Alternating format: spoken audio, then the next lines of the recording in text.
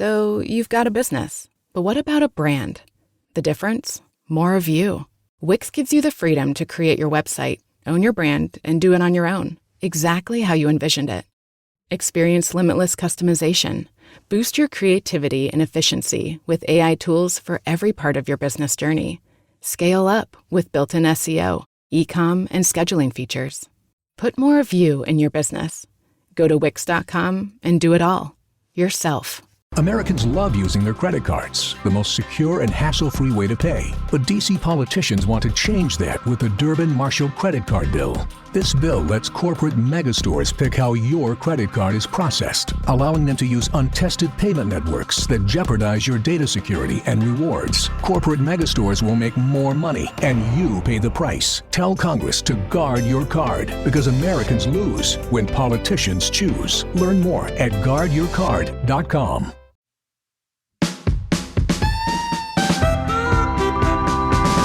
Live from wherever you happen to be, it's the SNL Hall of Fame podcast. And now, here's your host, curator of the Hall, Jamie Dew.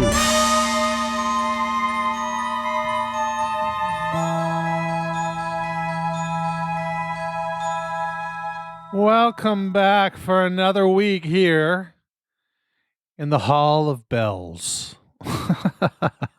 I'm obsessed with the bells, folks. Maybe by next season I'll get over it, but for now I am deeply in love with those bells. So my name is Jamie Dew, and I am your host here in the SNL Hall of Fame.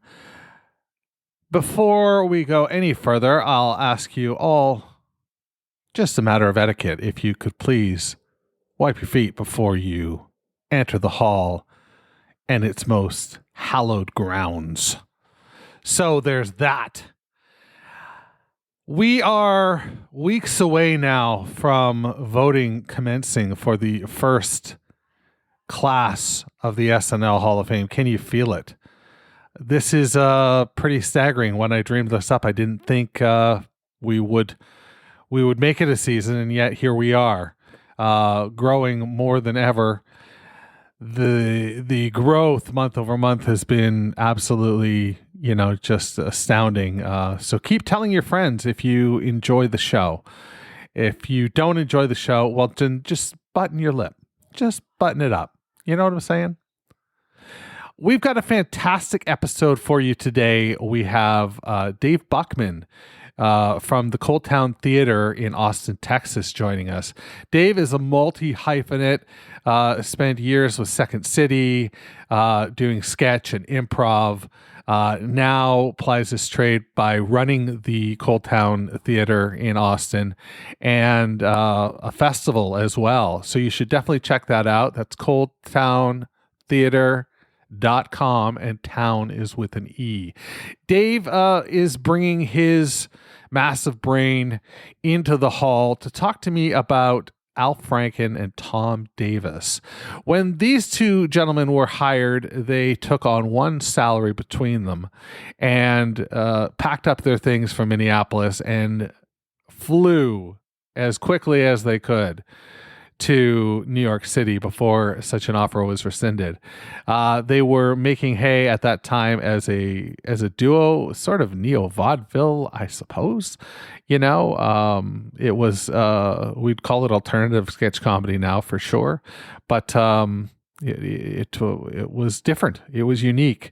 It was the voice of a generation, and Lauren saw that, and as a result, SNL became what it is. But I'm talking your ear off here. Let's get to Dave Buckman, because that's who you tuned in for.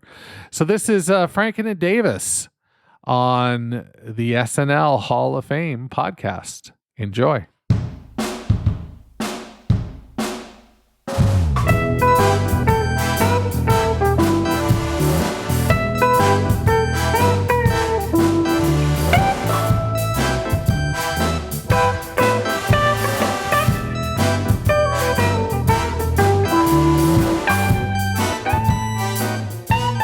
So, give me a little bit of your, SNL, more focused SNL bona fides.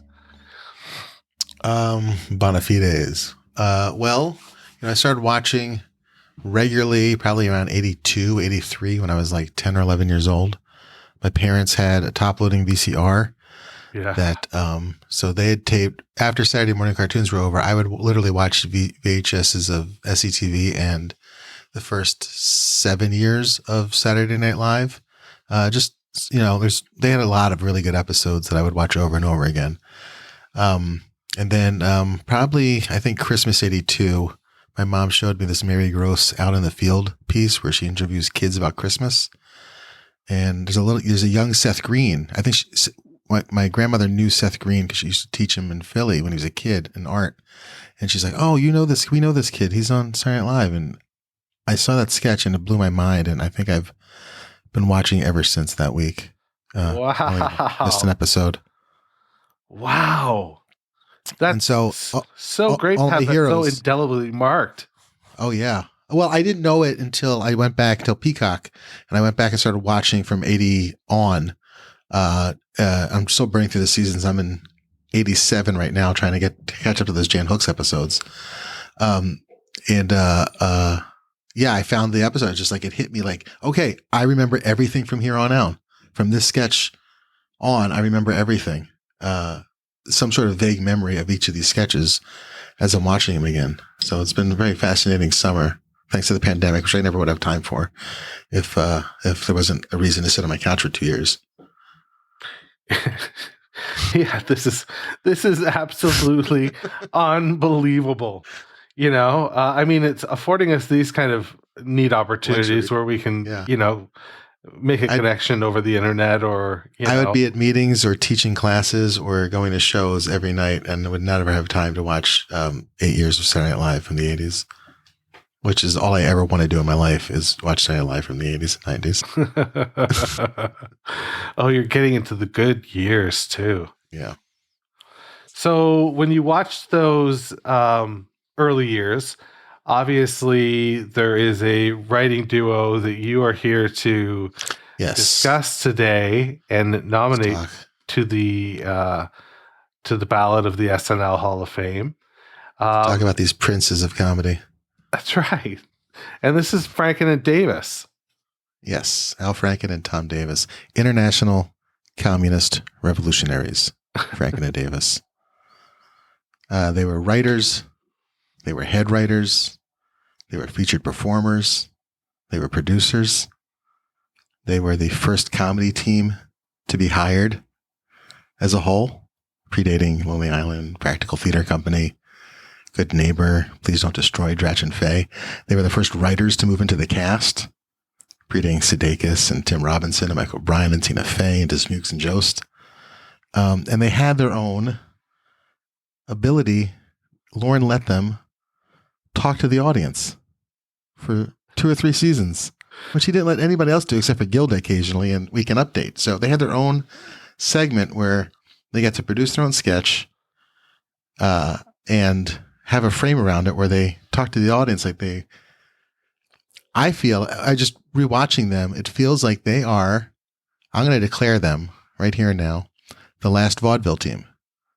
Oh, they were the last vaudeville team. Those shows, you can just feel how much they were influenced by vaudeville and how much they wanted to subvert it. So I should have saved all that for the end of the episode, but that's kind of my case. Let's dig into that a little bit more. I mean, all due respect to Conan and O'Donoghue and Smigel and all that, but we're nowhere without Franken and Davis's footprint on this show. Their footprint probably is one of the largest from the writers. I think so. Just by the era that they were there, right? They were both there for the first 5, and then Tom shared Davis, I think, a writing credit, a writing salary. They shared a $350 a week's writing salary. Yes, that was sort of the agreement. They were the last hired, and when they were told that they could come to New York, or asked to come to New York, that news was broken to them that they were sharing that $350 salary. But not only were they the last original hires, they were the last original writers to leave as well. Oh, Yeah. Maybe Jim Downey. Jim Downey, I think, left the same year as well. But Jim Downey's not an original. That's right. He wasn't there until the second season. Yeah. Oh, yeah. I really like that idea of. Have you read the Tom Davis book? No, I haven't, but I've been reading a lot about it. Definitely some excerpts and whatnot. He's really just a good, personable writer. Yeah, it's a very easy read. It's one of those reads that just sounds like, yeah, somebody is just reading it to you. But he definitely speaks of some of the sketches that he wrote specifically. So when I think of the two of them, I think you've got this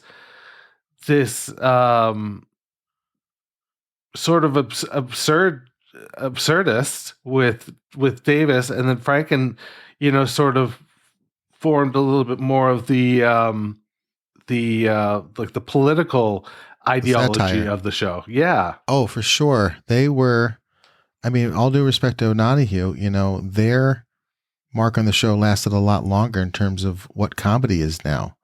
They were straight absurd. They found the game. They heightened the game. Kind of what we know to be like the used to be style of comedy now, with a bit of the kind of the zaniness, the inmates running the asylum energy that the original cast had. They were the young kids kind of representing, the counterculture in the writer's room. And they continue to have just such a long shadow on the future of sketch comedy from, not only were they there for the first 5, but they came back for another 10 each. Yeah. In the 80s and 90s. So, 15 years in that writer's room.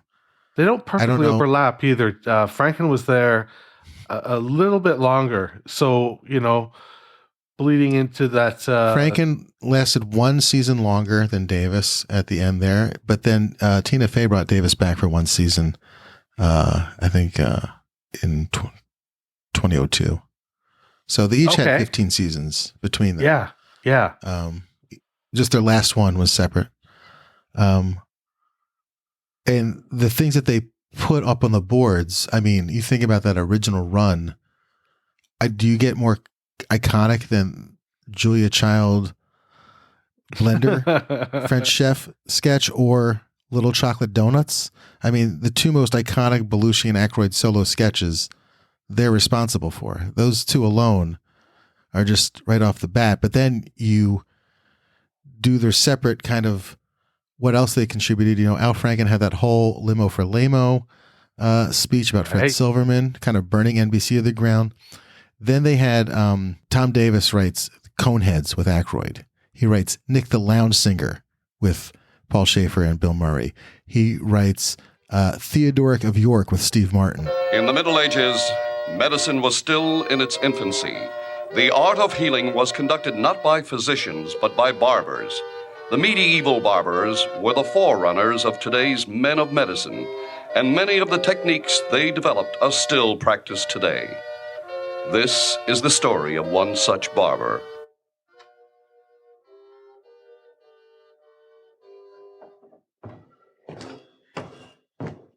Hello, Theodoric of York. It's springtime, and I'm here for my annual haircut and bloodletting. Well, welcome, son of Miller, William. Well, it's time to see you now. Have a seat. Brunhilde, you start on his hair, and I'll open up one of his veins. Yes, Theodoric. Well, how's that little baby I delivered last Christmas when your wife died? The little fellow is deformed. Oh, that's right. I remember now. This may hurt. And now it's time for another episode of Theodoric of York, Medieval Barber. There you go. Well, looks like I have another patient. I'll be back in a minute to see how you're doing. Right, thank you. Just a trim, Brunhilde. Hello, Theodoric, barber of York. Hello, Joan, wife of Simpkin the miller. Well, how's my little patient doing? Not so well, I fear. We followed all your instructions. I mixed powder of staghorn, gum of Arabic with boiled sheep's urine and applied it in a poultice to her face. And did you bury her up to her neck in the marsh and leave her overnight? Oh, yes. But she still feels as listless as ever, if not more. Well, let's give her another bloodletting. Brunhilde, Yes, Theodoric. take 2 pints. Yes, Theodoric. Will she be all right, Barber? Well, I'll do everything humanly possible. But unfortunately, we barbers are not gods. You know, medicine is not an exact science, but we're learning all the time. Why, just 50 years ago, we would have thought your daughter's illness was brought on by demonic possession or witchcraft. But nowadays, we know that Isabel is suffering from an imbalance of bodily humors, perhaps caused by a toad or a small dwarf living in her stomach. Well, I'm glad to see she's in such good hands. Well, thank you. Oh, Jesus. Oh, God. Theodoric, Barber of York? Say, don't I know you? Yeah, you worked on my back. What seems to be the matter with your friend here? I broke his legs. I was at the Festival of the Vernal Equinox, and I guess I had a little bit too much meat, and I darted out in front of an ox cart. And it all happened so fast, the poor little fellas couldn't stop in time. Well, you'll feel a lot better after a good bleeding. But I'm bleeding already. Say, who's the barber here? Okay, just do something for my legs, could you please? Okay, well, look. No! We'll get him up on the gibbet over here. This might hurt a little bit, naturally. Yes, I think it is. I think it's hurting. A little pain never hurt anyone. Okay, place them up there. Okay, what we're doing is separating the bones a little bit, and if you don't feel better tomorrow, we'll just cut them off here. I'm pretty sure I'll be feeling better tomorrow. Okay, this will teach you to go easy on the mead. Brunhilde, put a few leeches on his forehead. Okay. Thank you, Brunhilde. You're so kind. How are we doing? I feel faint, but... Well, when was the last time you came in for a worming? I guess I'm due, but I don't have time today. Please, accept my payment. This fine fat goose. Oh, well, thank you. Brunhilde will give you your change. Thank you, Theodoric. Well, how's the little patient doing? She's worse. She's looking pale. Well, if she's not responding to treatment, we'll have to run some more tests. Brunhilde, bring the Caladrius bird. Caladrius bird? Yes, the Caladrius bird is a test. We put it next to the patient, and if it looks at the patient's face, then she will die. If she looks at her feet, then the patient will live. So, a little test. Hey! Can you interpret these signs? No. Seems to be looking up and down there. Well, okay, just take go. Well, I'm not sure how to read that. Just take 2 pints from her. Yes, Theodore. Take 2 pints from that bird, too. She's dead. Dead! I can't believe my little girl is dead! Oh, now, Mrs. Miller, you're distraught. You're tired. You may be suffering from nervous exhaustion. Maybe we'll just take some of your blood, too. We'll just... You're a charlatan! You killed my children just like you killed the rest of my family! Why don't you admit it? You don't know what you're doing! Wait a minute. Perhaps she's right. Perhaps I've been wrong to blindly follow the medical traditions and superstitions of the past centuries. Maybe we barbers should test those assumptions analytically through experimentation and a scientific method. Perhaps this scientific method could be extended to other fields of learning. The natural sciences, art, architecture, navigation. Perhaps I could lead the way to a new age. An age of rebirth. A renaissance. Nah. Tune in next week for another episode of Theodoric of York, Medieval Barber. When you hear Theodoric say, Well, I think a little more bloodletting and some boar's vomit, he'll be just fine. Theodoric Barber of York. Like, I mean, I would do whatever it took to have my name attached to that. That's fantastic. It's a brilliant piece of writing, and there's only 2 of them, which I was shocked about because I feel like I remember I remember 5 or 6 of them, but there's only 2 Theodoric of York sketches. Oh, yeah, I thought there was more too. I thought so too, and I guess it's just one of those ones that you just sort of you see the the little snippets on the anniversaries. I haven't rewatched the 70s in a while. It's the medical one and the lawyer one, but I thought there was so much more, but that's it, really, honestly. But it's such a funny way of demonstrating what's wrong with society today and how we got there, how we used to do things and how slow it is to change things, and just completely barbaric at the same time. I can't believe people lived like that. You know what I mean? Like, that's how you see these Game of Thrones shows and people are like, well, I guess it's my time to die. And no one seems to be scared of dying back then. That's how just people dealt with each other. And then you look at things like the Coneheads, like to come up with something like that and create a whole universe like the Coneheads or the whole universe of Nick the Lounge Singer. Yeah. It's brilliant. Yeah. Oh, I mean, totally. It makes me wonder how many more people know Franken because of the route that he took. He was much more prominent in front of the camera, where Davis, was a predominant writer. But Davis did appear on camera as well. Can you think of any other memorable Davis moments? One of the best ones. He does the Nixon Kissinger sketch where Nixon's talking to all the president paintings. He does Ask President Carter, and that's Tom Davis, who's needs to be talked down off some acid by Jimmy Carter on that phone call. He does the last episode of that run is one of my favorite sketches with Buck Henry is Lord and Lady Douchebag. He writes that one. And then later, 10 years later, Tom Davis comes back and writes The Continental for Christopher Walken. Al Franken puts up Stuart Smalley, which he originally wrote for Mike Myers. And then he does 20 sketches as Stuart Smalley, a book, and a movie, and about a dozen catchphrases that people still say today. Yeah, what a that, track record. What a track record between the 2 of them.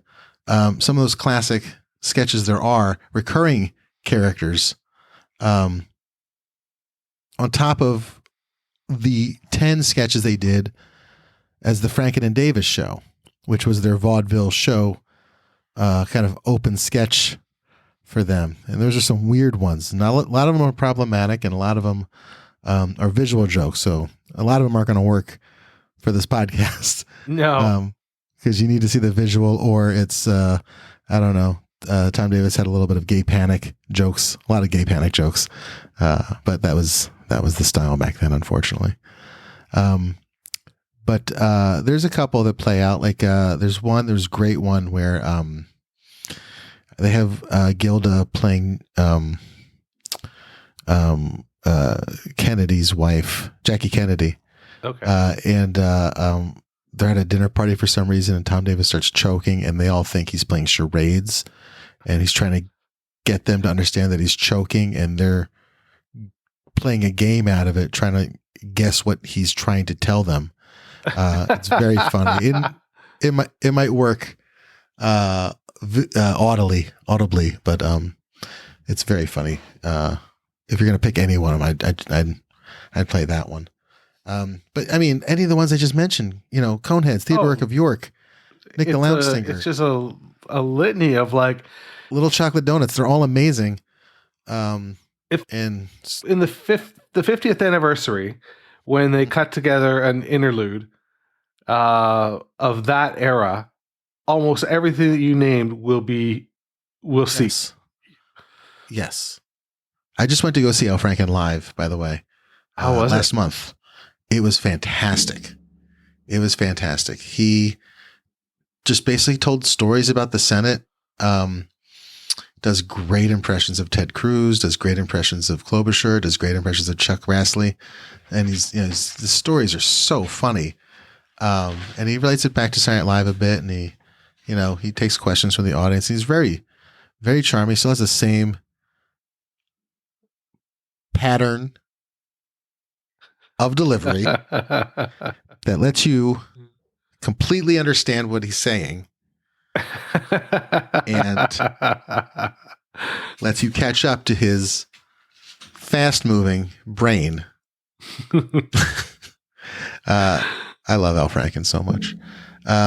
Yeah, it's a great partnership, and kind of wish you knew them back then, because I bet they would have been fun to hang out with and write sketches with. Oh boy, just reading that Davis book, it's like, I don't know if Franken was as bad as Davis, but just an insatiable thirst for drugs. Like, yes, every other paragraph, it's like, he's like, well, I popped 2 of these and 3 of these and smoked a joint and then did this. And then, yeah, that's what broke them up. That Al didn't like it anymore. And, Tom ended up dying of neck and throat cancer, which is such a shame. It's got to have something to do with that amount of drugs that you're ingesting and putting on your esophagus and tongue. And now to talk about the new Saturday Night Live staff and, of course, himself is former Weekend Update correspondent, Mr. Al Franken. Al?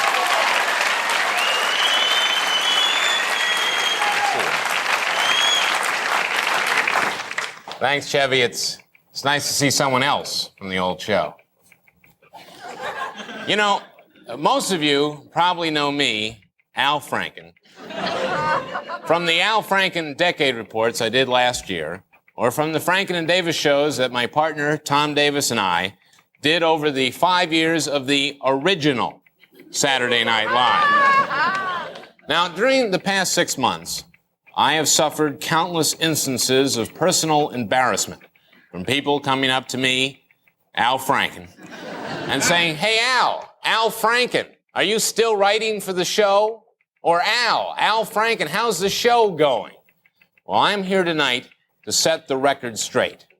I am not involved in any way with the new Saturday Night Live.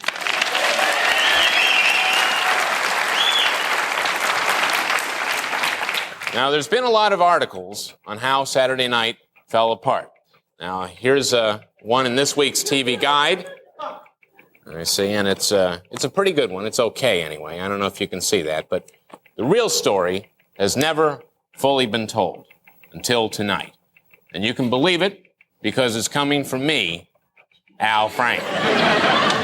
You see, Lorne Michaels, the producer of Saturday Night, decided after last season that it was time to go on to different things. Now, he figured the first season had been great. And then Chevy left. And the show, of course, got even better. Then after the 4th year, Danny and John left. Now, them we missed. So after 5 golden years, Lorne decided to leave. And so did those close to him, including me, Al Franken. So NBC had to pick a new producer. Now, most knowledgeable people, as you might imagine, hoped it would be me, Al Franken. But instead, without consulting the show's staff or cast, NBC picked Gene Domanian, an associate producer on the show. Now, I don't want to be cruel to Gene, because it might make you think less of me, Al Franken. Anyway, it took NBC 12 shows to figure out their horrendous mistake, and a month ago they fired Gene. Okay, now, who do they pick to rectify the original error? Someone who knows what he's doing? Someone like me, Al Franken? No, they picked Dick Ebersol. Now, I know Dick because he was a network executive in charge of late-night programming when Saturday Night started, and as such, was the first person to steal credit for the success of Saturday Night. Credit which should rightfully go to Lorne Michaels and me, Al Franken. Now, let me give you some background on Dick Mr. Humor Ebersol.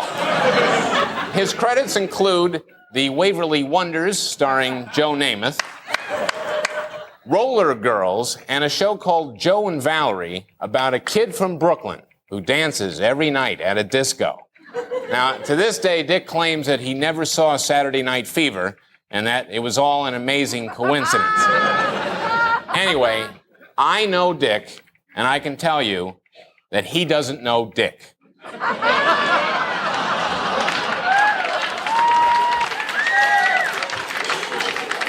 Okay, now the show's going to be a little better. No English-speaking person could do a worse job than Gene. But it's clearly time to yank this tired old format off the air.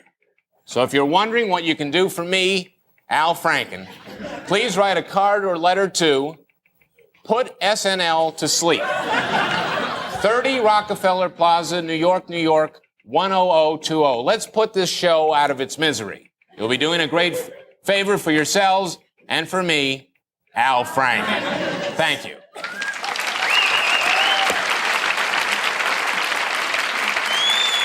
Thank you, Al. Al, you're actually going to be hosting the show next week. Is that all right? Yeah, it'll be my partner Tom Davis and me, Al Franken. We'll be hosting, and our special guest will be the Grateful Dead.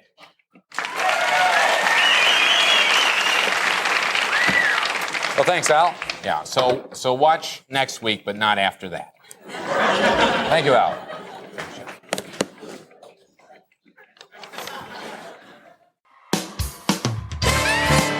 But to do 11 Coneheads, 11 Lounge Singer sketches, these were zeitgeist characters. These are ones that people still go. If Dan Aykroyd walked into a room wearing that Conehead, or Bill Murray gets anywhere near Paul Schaefer on the piano, everybody's goose pimples absolutely are going to go crazy. Yes. That's because of Tom Davis, or anybody that ever says, and that's okay. Yeah. Or I'm good enough, I'm smart enough, I'm doggone it, people like me. I'm in a shame spiral. These are things that people still throwing around 30, 40 years later. Wow. Yeah, it has been 30. It has been 30 years since that Stuart Smalley run, hasn't it? Wow. Right. In terms of them getting to New York, and then really carving out, what the show looks like throughout the 70s. What do you think about what they did when they had their second run? Is there anything? Well, I guess Stuart Smalley is, but does Davis leave as big a mark in the second run? Well, the Continental is a pretty iconic recurring character. I don't know what else anything big that he did while he was there, but he was there for 10 years.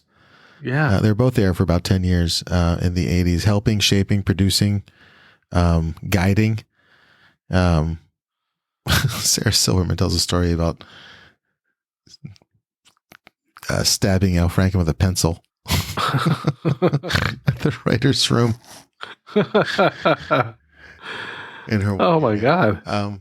But to have original writers, those two and Jim Downey in the room when Lorne comes back, and I'm sure that was as much for Lorne's comfort as anybody else's, just to have people there that know how the show is run, know how to run the room, and how to get it to air, was invaluable to him to come back and mount this thing again, and to guide all those new writers, Smigel and Conan and Odenkirk, and be there for that whole process. And even, doing some on-air stuff, they both played, presidential candidates during all those times, and they'd pop up every once in a while. Al Franken more than Tom at that point, but Just to have those kind of veterans lending writer's room and on-air seniority, I'm sure was absolutely invaluable. Just knowing like what I would want in that situation as a producer, to have somebody that was there from the original crew keeps us kind of focused on the same thing. So Lauren can work on the bigger things. Yeah. Yeah. So, and then that becomes the template for what the show, how Lauren ended up running the show like into the 90s, right? Like as executive producer, as he moved into, that role, more moving away from day-to-day stuff. He brought Higgins on board and, that sort of stuff. But yeah, I was there for the Phil Hartman years, for the Mike Meyer years, for the Chris Farley years. They were there, still contributing, still guiding that new generation of comedians that are now all elder statesmen themselves. And above all, he becomes a United States Senator, and a really good one at that too. Which is, I mean, I couldn't vote for him, but I did send him money because I believe all comedians, should they want to be in office, should be. So I even contributed to Gary Kroger ran for the Iowa Senate race. I made a contribution to him too. So, that's really great. Any Saturday Night Live alumni that want to run for office, I will donate to your campaign. Absolutely. You heard it here first. We painted a good picture of why they deserve to be on the ballot, but why should they be in the actual Hall of Fame? They have had more jobs at Saturday Night Live than anybody else. They are original writers, and they were the last ones to leave the writer's room from the original crew. They had a hand in several generations of casts, writing for them and guiding them and leading them. And their satirical sensibility is the reason Saturday Night Live is considered a satirical touchstone for America. There wasn't that many other satirical artists in that original room. You had joke writers, you had shock writers, you had relationship writers, but Franken and Davis were this satirical, reflect society back and what's wrong with the society back at the audience. And that's really, you could draw a straight line from them to Adam McKay to Tina to Seth. Well, I could just listen to you talk about Saturday Night Live. I could do it all day. for a long time. So we'll definitely have you back, for sure. If people want to find out more about the theater or about you on the interwebs, where do they look? You can follow me at Dave Buckman, Buckman. You can follow my theater, Coldtown Theater, Coldtowne Theater in Austin, Texas, at Coldtown Theater, or atxsketchfest.com. We'll be having an in-person Sketchfest for the first time in 2 years later this year. So that'll be a lot of fun as well. We're trying to move into a bigger venue. So if you want to donate to Coldtown's efforts to open a new venue in this pandemic, we sure would appreciate it. Well, thanks so much for doing this. Thank you for having me. I've been looking forward to it.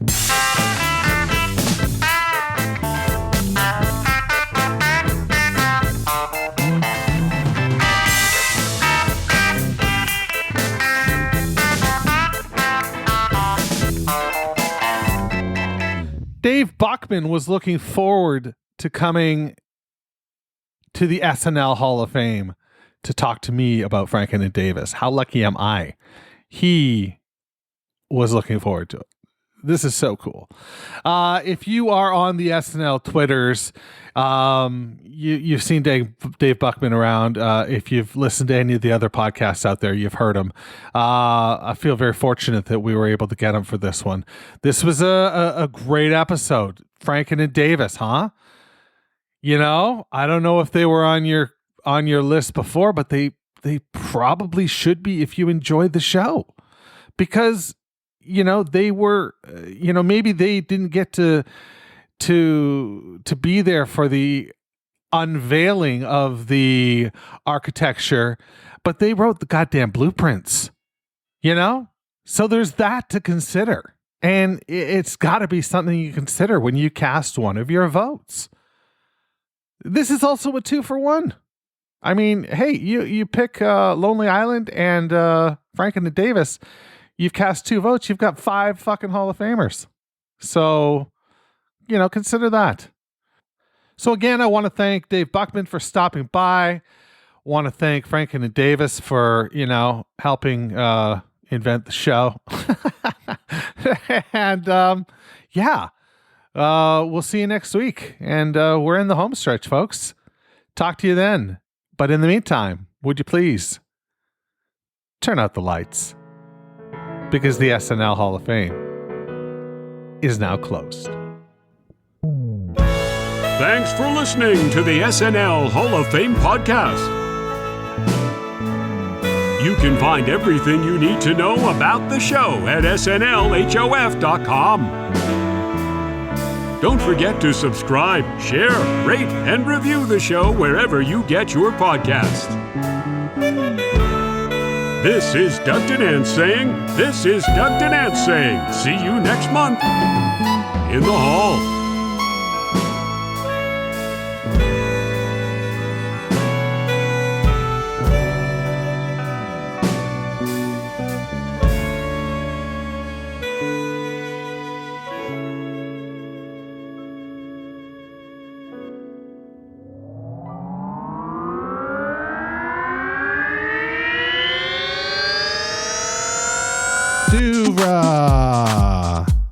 Podcasts and such.